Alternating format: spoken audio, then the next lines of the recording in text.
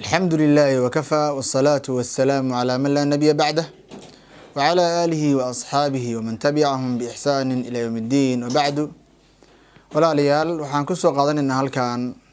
قصة كسابسن ديقسنimada gacan furnaanta iyo waxbixinta carabta waxaa kamid ahaa nin la yiraahdo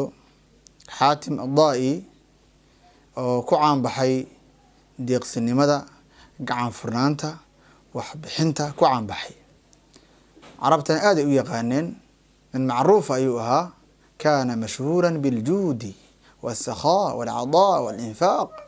min macruuf ayuu ahaa maalmaha kamid ayaa su'aal la weydiiyo waxa la yiri ya Xaatim qof kaaga adkaaday oo kaaga badiyay deeqsinimada ma jira oo ma aragta adiga markaas wuxuu yiri waxaan arkay nin kamid ah carabta oo aan gurigiisa ku dagay oo aan marti u noqday baa marti qaado wuxuu ii keenay waxaan aad ugu farxay waxyaabaha la ii keenay waxaa kamid ahaa الدماغ maskax hilibaa la igu marti qaaday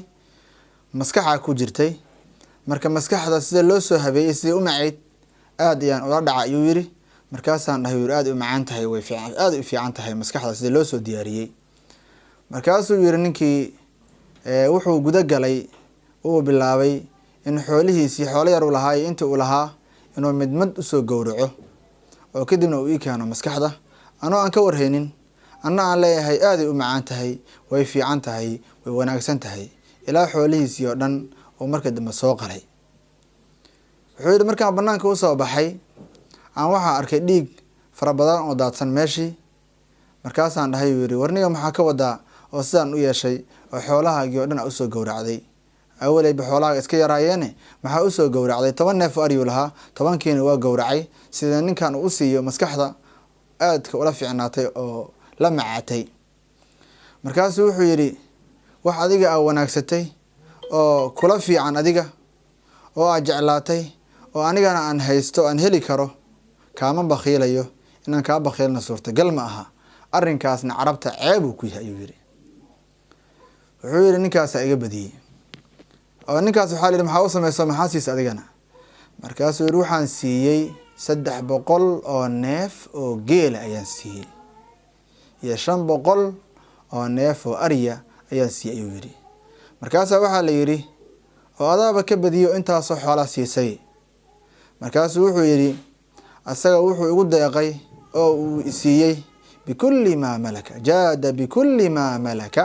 wuxuu ugu deeqay wixii uu haystay oo dhan ayuu ugu deeqay laakiin aniga waxaan ku deeqay oo aan siiyay biqaliilin min kathiir wax yar oo kamida wax badan oo aan haystay xoolo fara badan uu lahaa in aad u maal qaban ayuu ahaa wax bixintiisu aad u badneed marka wuxuu yiri wax yar ayaan ka bixiyay xoolihii faraha badnaa oo aan lahaa marka asaga iga badiyay oo iga wanaagsan oo bixiyay wixii uu haystay oo dhan marka deeqsinimada macnaheedu waxa weeye inaad gacan furan tahay oo waxa aad haysato aad wax ka bixiso inaad wax wada bixiso mararka qaar hadii iimaankaaga iyo kalsoonida ay keento wanaagsan tahay marka qofkiina wax ka bixiyo waxa uu haysto oo gacanta furo aad u wanaagsan tahay wax bixinta iyo deeqsinimadana waa sifo iyo tilmaam wanaagsan oo qof kasta la rabo inuu ku sifeysnaado ku tilmaamnaado oo walaalihiisa uu wax u dooro nabiga calayhi salaatu wasalaam waxa uu yiri ma min yawmin yusbihu al-ibadu fihi illa malakan yanzilan majiro maalmaha kamida oo waxa weeye adoomada ay waabariistaan ilaa waxa soo degayo imaanayo laba malag midna wuu habaartamaya midna duca ayuu tuuraya mid wuxuu leeyahay allahumma a'di munfiqan khalafa ilaahu qof kasta wax bixiyay waxa siisa badal mid kalena wuxuu leeyahay allahumma a'di mumsikan talafa ilaahu qofka wax haysta wax ku dhagan qofka wax ku dhagan oo bakhiilka ah oo jeeb xanuunka qaba ilaahu baabasi xoolaha ka baabi hadii xoolaha aysan ka baabiin qofkan bakhiilka ah xoolihii waxay noqonayaan kuwa baraka la'aana oo baabi iyo lamidihin qofka wax bixiya marka ilaahu wuxuu siinayaa badal khayr qaba oo ka khayr badan inta uu bixiyay qofka xoolaha ku dhaganna xoolaha uu ku dhagan yahay waa ku danaysanaysaa, waxbaa ku qabsanaysaa, meel hebelaa ku buuxsanaysaa is leeyahay, laakiin wax ay u qabanayaan ma laha oo waa xoolo baraka la-aana. marka walaalayaal, gacanta aan furno oo aan wax bixino, gaar ahaan xilligan la joogo oo dhulkeena qeybo fara badan oo kamid ay abaaro ka jiraan,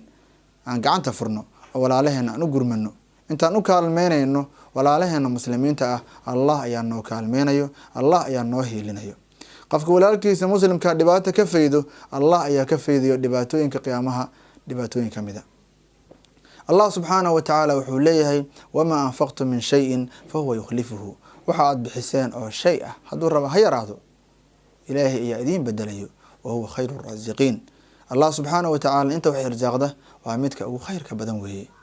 marka walaalayaal,